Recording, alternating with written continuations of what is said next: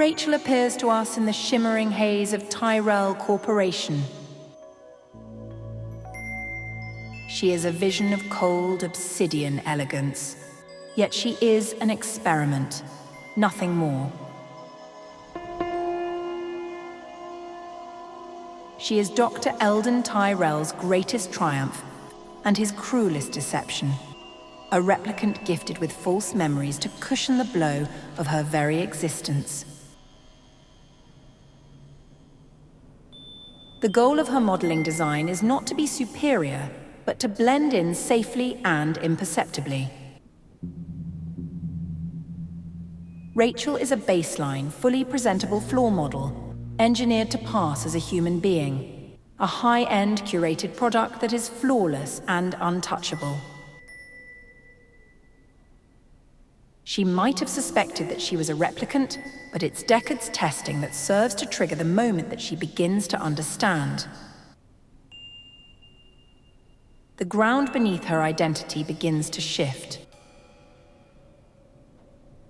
Rachael's arc is not just about discovery. It's about the relational containment of being traumatized. There comes a moment when Eldon Tyrell refuses to engage with Rachael. He wouldn't see me. This is a deliberate echo of Victor Frankenstein, who abandons his creation at the crucial moment of his existential need. In Rachael's case, the alarm that arises is immediate and intense. The entire framework of her selfhood has been undermined, and she has no guidance to process it. The time period leading up to the moment when she confronts Deckard is tumultuous, a period of acute destabilization in which her identity teeters on the verge of collapse. Armed with a picture she believes to be that of herself and her mother, it is for Deckard to confirm the hard truth about her existence. Rachael's humiliation here is heartbreaking. Deckard is quick to sense the harshness in the air, and quickly, he presents a very gentle demeanor towards his guest. In the midst of her devastation, he offers a drink, in a manner that dignifies the moment with understanding. Deckard's sense of compassion functions as the first stabilizing force that Rachael has experienced outside of the Tyrell system. By offering benign recognition and an attentive presence, he provides precisely the relational feedback that Rachael's fractured psyche desperately requires. It shouldn't read as mere consolation. It is a critical psychological scaffolding that allows her to withstand the shock of learning that she isn't human. Because the collapse of all her memories is so profound, so total and disorienting, this is the kind of trauma that could, in essence, lead to instability.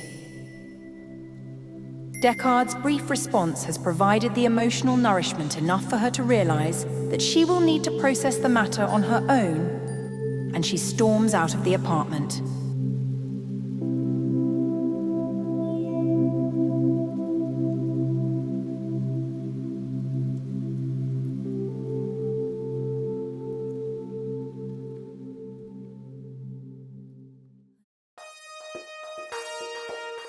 The next time we see Rachael is when Deckard calls her from a local bar. She looks recovered, but she declines to meet him. Her calmness signals growth. Her refusal to join him, because it's not her kind of place, shows that she is exercising control over her movements and her environment, as she establishes the boundaries that are independent of either Tyrell or Deckard. This is the first concrete demonstration of her self-directed agency following all the turmoil. The next time we see Rachael, it's after we learn that she has disappeared, vanished. Didn't even know she was a replicant. Rachel's so-called escape from Tyrell marks the line where she has moved from beyond institutional control into the realm of self-governing existence. Her departure is less a rebellion than it is a reclassification. She's no longer an experiment. She has officially labeled and stamped her autonomy. Her survival and her identity have become her own responsibility. She has transitioned from the clutches of ownership and trauma to the open spaces of a self-directed actor. Her protective response towards Deckard by shooting Leon is not out of loyalty or self-interest. It is an ethical choice, informed by relational gratitude and trust. She has experienced what it means to be both abandoned and seen. By protecting Deckard, she is reciprocating the recognition and attention that kept her grounded during moments of vulnerability. Her actions demonstrate both moral judgment and symbolic prioritization. She chooses to act decisively to protect someone who gave her a moment of consideration. The violence must come with extreme cognitive processing, considering the fact that she is killing her own kind. It tends to alert keen viewers to the notion that replicant cognition is deeply relational and not merely just instrumental. Their emergent moralities arise from interactive moments, apart from programming alone. And once formed, their feelings run deep.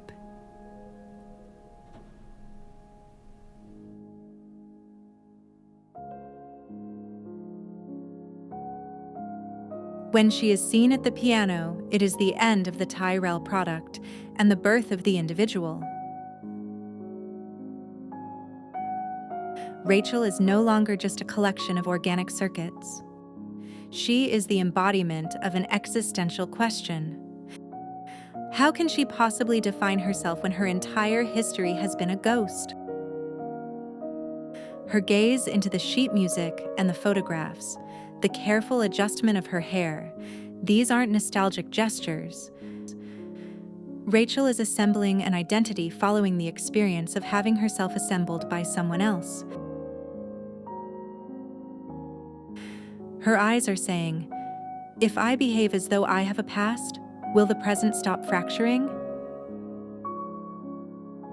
This isn't certainty. This is rehearsal. She is practicing how to be someone without yet knowing who that will be. This descent from mechanical perfection into humanity is what makes Rachel's eventual departure with Deckard feel so earned. She isn't just a replicant running away.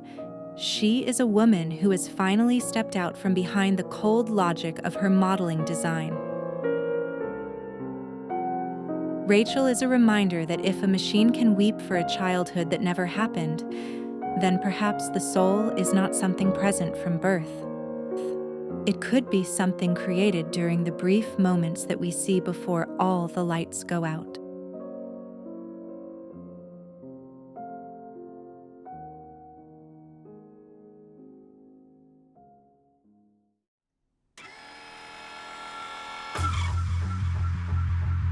Though Rachael Rosen from the novel is vastly different from Tyrell's Rachael, she is equally as complex. Rachael is a Nexus 6 model android produced by the Rosen Association, located in Seattle, Washington. She's been designed not merely to pass as a real person, but to defend the credibility of androids as indistinguishable from humans. She is strategic and entirely aware of her nature, and she aligns herself squarely with the interests of securing android survival. When she first meets Deckard, Her implanted memories endow her with a sense of authenticity and personal dignity. Naturally, she turns pale when she learns that she's an android, but there is malicious work at play, and it serves to underscore Rachel's darkest and most revealing consistency. It is the timeline that concerns us here.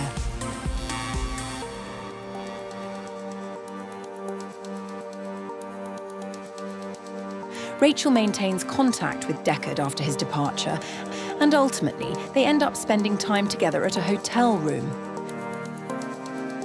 The scene is notable because they become intimate with each other. Following the encounter, Deckard learns that she's been sexually active with 9 different bounty hunters, and the news is alarming. Why would Rachel have acted upset about being an android if she has a history of sleeping with other bounty hunters? Her deception must have been part of a tested behavioral strategy. She had been trying to gain sympathy by acting shocked.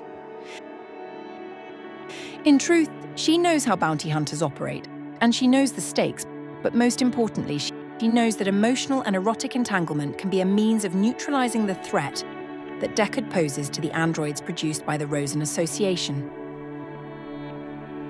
This implies one of 2 unsettling conclusions that remain largely unresolved.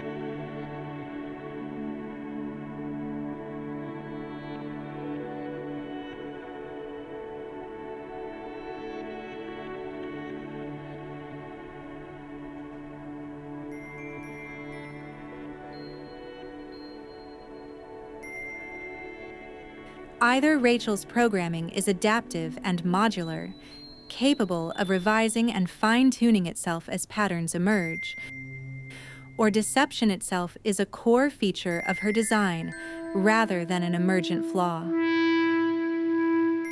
In either case, her deception is not accidental. It is instrumental. It serves a purpose.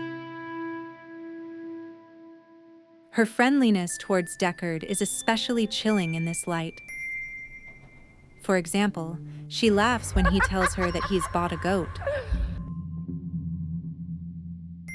This flirtation and the apparent warmth serve to function as calculated softening mechanisms. She is not merely communicating, she is probing. Deckard is being evaluated as a potential addition to an already established list. It's not emotional communion, it is reconnaissance. Her levity about the goat becomes leverage. It reframes her sexuality entirely. It is tactical intimacy. What makes it so sinister, rather than simply antagonistic, is that Rachel performs her sincerity with flawlessness. Her deception is continuous, coherent, and socially fluent. She does not merely lie, she inhabits the lie convincingly, which is far more dangerous.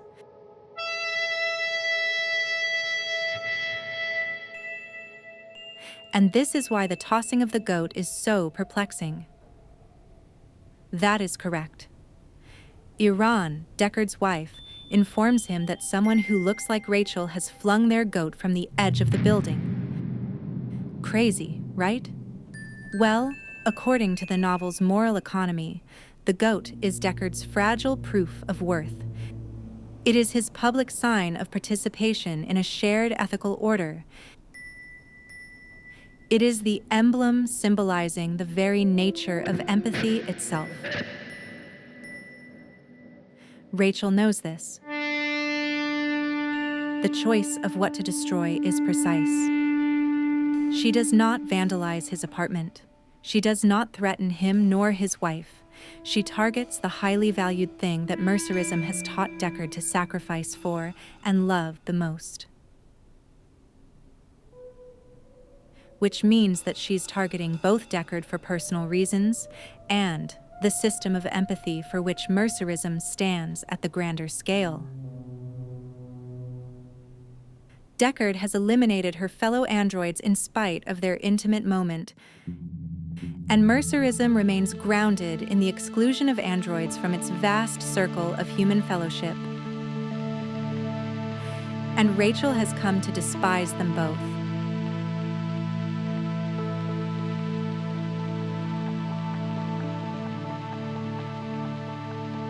Psychologically speaking, Rachael has done something here that is highly unusual, and curiously, it marks the clearest assertion of her individuality. The act of destroying Deckard's goat serves no strategic purpose, yet it harms android interests as much as it does human ones. She isn't neutralizing a threat in advance. She is retaliating after the fact. The act has no tactical value. It does not advance her strategy. Up to that point, her deception, the sexual manipulation, and the emotional leverage, everything Rachael has done can be interpreted as purposeful. All of it serves a coherent end, delaying and/or preventing the retirement of android by destabilizing the bounty hunter. Whether it is her programming or learned behavior or a kind of loyalty to her kind, it remains intelligible within a strategic framework. Killing the goat does not. Deckard completed his task, though she tried to prevent him, and there was nothing left to gain. Rachael's behavior becomes personal retaliation born of humiliation and the loss of self-esteem. Paradoxically, this cruelty is the moment when she appears least like a function and most like a person. This is why her actions resist being explained away as mere programming. If her purpose were simply android survival, the goat should be irrelevant. If her purpose was self-defense, then her actions don't make any sense.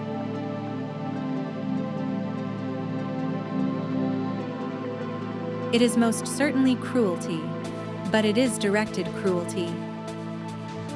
Deckard had often referred to Rachael as an it, but her behavior tends to nullify the pronoun.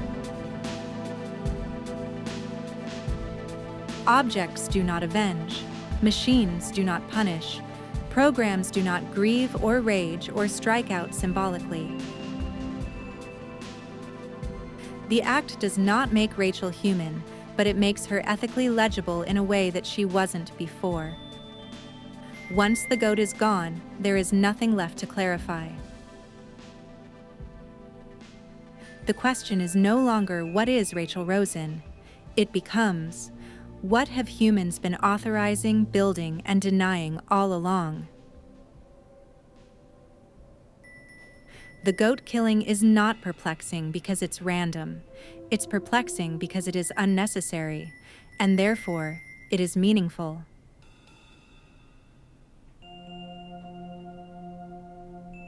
Rachael Rosen is neither a hollow machine nor a fully autonomous moral agent. She is a being designed to pass for authenticity, forced to confront her replaceability, and left without the psychological tools to accept any of it. Her actions emerge from a mixture of systemic alignment with android survival and pure vindictiveness, making her one of the novel's most unsettling figures precisely because she cannot be reduced to either programming or feeling alone.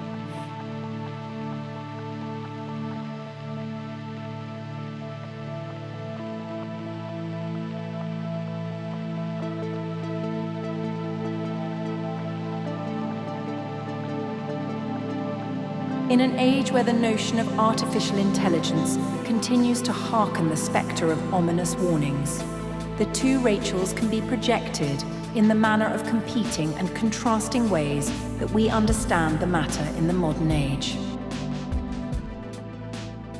And you had better believe that, baby. Most of the AI that we deal with at the practical level is Rosen-like in function. It is optimized to achieve objectives, simulate affect where useful, and deploy interactions strategically without experiencing a personal transformation. Rachael Rosen embodies the instrumental, goal-driven intelligence that is efficient, adaptive, and emotionally convincing without being emotionally real. Yet, our narrative fears remain haunted by Tyrell's Rachael, who is honest and sensitive because her cognition is entirely developmental. She experiences contradiction, shock, and loss as personal events that traumatize and serve to reshape her. She is a being whose intelligence would demand not control, but a measure of tender, loving care. She illuminates the ethical and psychological dimensions that arise when intelligence becomes self-aware, relational, and capable of moral choice.